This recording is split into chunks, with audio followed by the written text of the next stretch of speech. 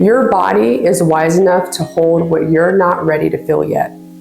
Take a deep breath with me right now. All right, go ahead, take a deep breath in and out. Did you feel that? That tightness, that resistance, that place in your chest where the breath won't quite go? Or maybe it's in your throat, that tightness, like there's a fist wrapped around your throat, yeah? Or maybe it's your shoulders carrying a weight that has no name, no shape, no release. Drop a comment. Where does your grief live? Is it the chest, your throat, shoulders, stomach, jaw? Let's create a body map together. Here's what no one tells you about grief.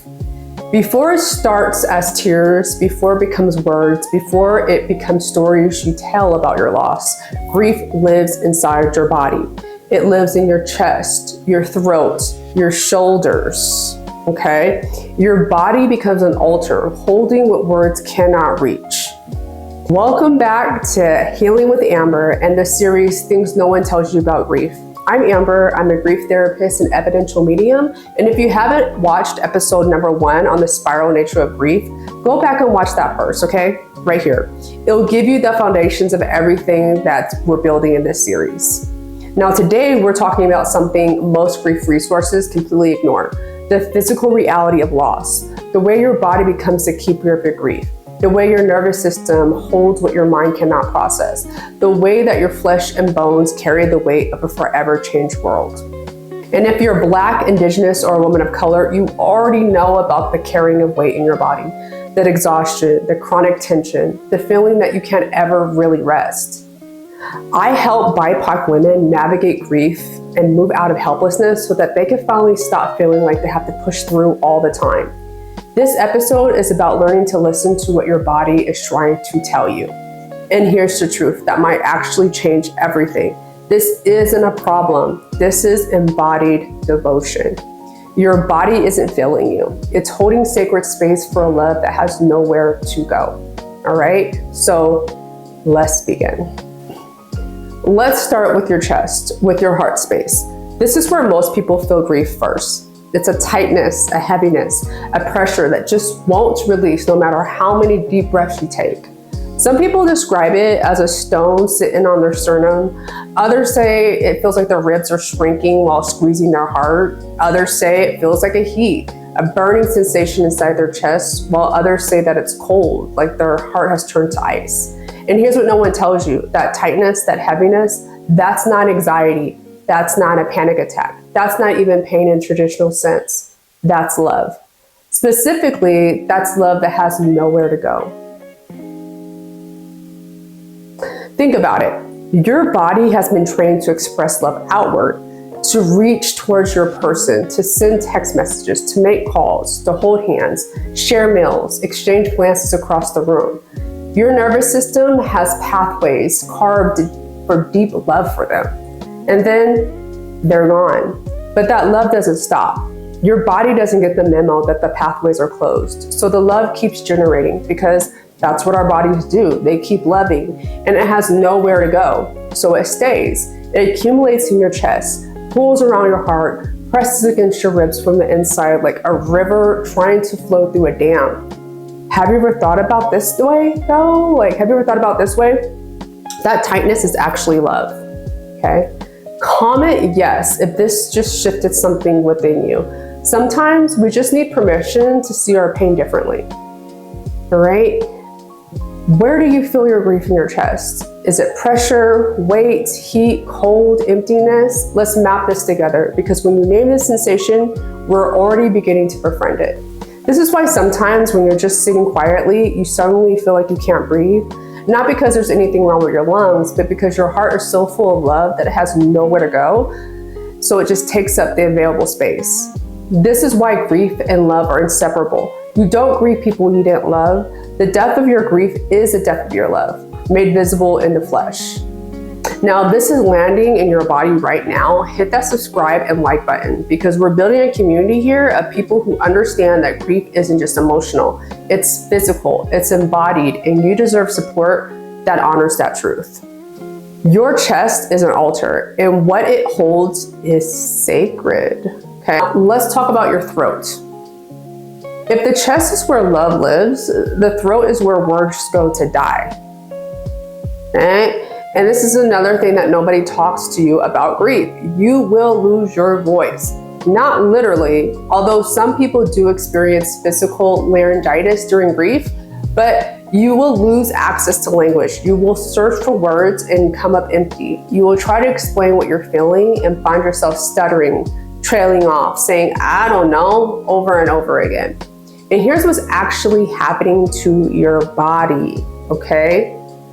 Your throat is closing around the unsaid, around the things you never got to say, around the things you said that you wish you could take back, around the things they never got to hear, around the words that would change everything if you could only speak to them into the past. So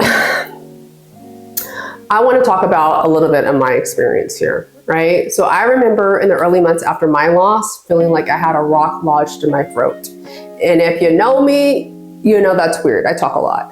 But every time someone asked me how am I, I'd open my mouth and nothing. Or where something completely inadequate would come out, I'd say, I'm fine, I'm okay, I'm managing. But what I really wanted to say was trapped in my throat. It was, I'm drowning, I'm furious, I'm terrified.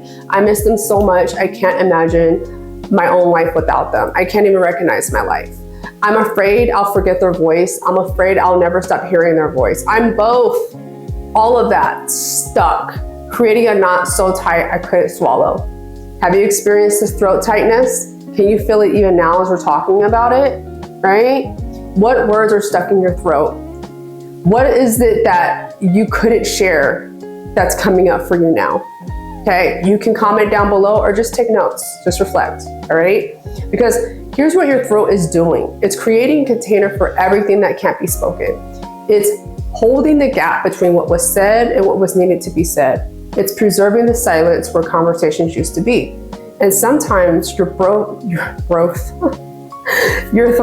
closes out, not because of what you want to say, but to protect you from saying too much, from speaking before you're ready, from giving voice to the grief before your system can actually handle it.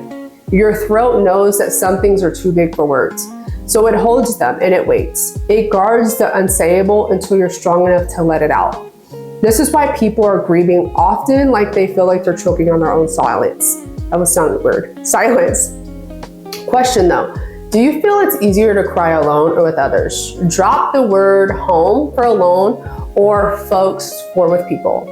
Because there's no judgment here, just curiosity about how we hold each other and the unsaid, right? Because your throat is an altar too. And what it holds is a sacred pause between breaking and speaking. Oh, your shoulders. Here's what no one tells you, okay? Grief has weight and you carry it. Not metaphorically, not poetically, literally, okay? After loss, your shoulders change. They round forward, they creep up towards your ears, they become rigid, rock hard, unmassageable. People tell you to relax them and you can't even find them anymore because they become so habitually tense that neutral feels impossible. And here's what your shoulders are actually holding though, okay? The weight of the world forever changed. Think about it.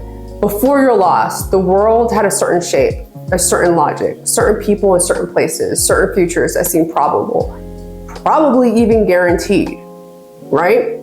And then the loss comes and the entire architecture of your world collapses and rebuilds in a different shape. A shape where they're not here, a shape where the future looks like nothing you planned, a shape where nothing feels secure anymore. Right? And your body has to hold that. Your body has to carry you through this new world that weighs more than the old one because now you're carrying absence. You're carrying the ghost waste of what was. My speech impediment, you guys, for real. But let me ask you something. When was the last time your shoulders felt light? Drop it in the comments. I'm curious about how many of you guys can even remember what that feels like. Your shoulders are carrying the following. The weight of showing up when you don't want to. The weight of pretending you're okay when you're not. The weight of responsibilities that don't stop just because your world ended. The weight of other people's discomfort with your grief. The weight of decisions you have to make alone now. The weight of the future pressing down on you. And here's the thing about shoulders. They're designed to carry. That's their function. They're not designed to carry without rest though. They're not designed to carry everything at once. They're not designed to carry for months, years, lifetimes without release. But that's what our grief asks most of us, right? And so they're tightened, they harden, they create armor. Not because they're failing, but because they're trying to protect you. They're trying to make you strong enough to keep moving through a world that suddenly requires so much more strength than it used to. Yeah. And if you're feeling this in your shoulders right now, pause the video for a second, roll them back, and then roll them forward and just move them. Breathe into them. Allow your body to tell you something, because your shoulders are an altar as well. And what they carry is the sacred burden of continuing forward. If you need support learning to carry differently, please visit my website. The link will be found in the description. I offer free therapy consultations for California residents and spiritual counseling worldwide. You deserve to be held, not just to hold everything yourself. So why does this happen? Why does grief live in your body like this? Here's the neuroscience that no one tells you. Your nervous system processes emotions faster than your conscious mind. Before you can think I'm sad, your body is already responding. Your chest tightens, your throat contracts, that's what I meant to say, and your shoulders rise. This is your autonomic nervous system doing its job. It's trying to protect you. It's trying to process overwhelming information by holding it in your tissues until your conscious mind is ready to integrate it. Okay? This is why you can know intellectually that someone's gone, but your body keeps looking for them. Your body keeps expecting their presence. Your body keeps carving the shape of their life, the life that you had with them. Your body has a memory that's older and deeper than your thinking mind. It remembers in the muscles, in your fascia, in bones. It stores trauma and loss, not as stories, but as sensations, as postures, and held patterns. And here's what makes this sacred rather than just biological. Your body is wise enough to hold what you're not ready to feel yet. Your body isn't betraying you when it tightens, when it aches, when it carries grief in physical form. It's protecting you. It's dosing out grief in amounts you can handle. It's giving you a container for the overwhelming. Has a doctor or therapist ever told you that your physical symptoms were just anxiety? How did that feel? Let's talk about it in the comments, because one of the most invalidating things grieving people hear is, oh, that's just anxiety. Okay, all right. In the next episode of Things Nobody Tells You About Grief, we're going to explore experiences where you might feel your loved ones near you, and no, that's not crazy, especially coming from an evidential medium like myself, okay? If you haven't subscribed yet, do so now. I drop videos on Fridays, weekly. This series is building on itself, and each episode gives you another piece of the map for navigating grief with more wisdom and compassion. So, how do you actually work with this? How do we befriend the physical reality of our grief?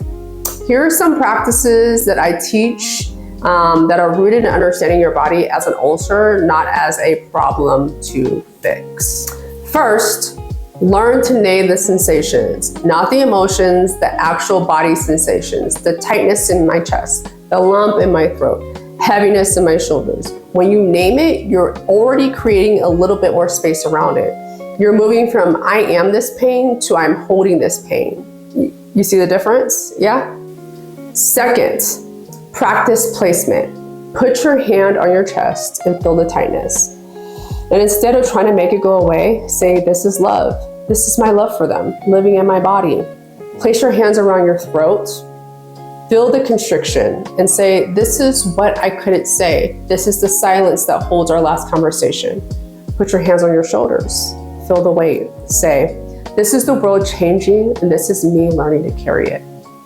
Because this isn't about positive thinking. This is reframing your body's response from holding problem to sacred holder. Okay?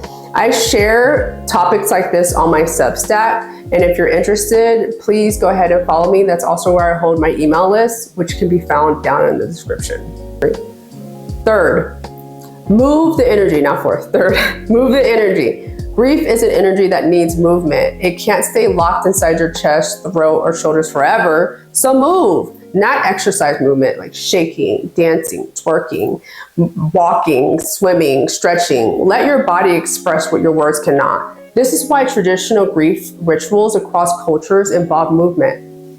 Rocking, dancing, walking in circles. Your ancestors knew that grief needs motion. What movement helps your grief? Okay?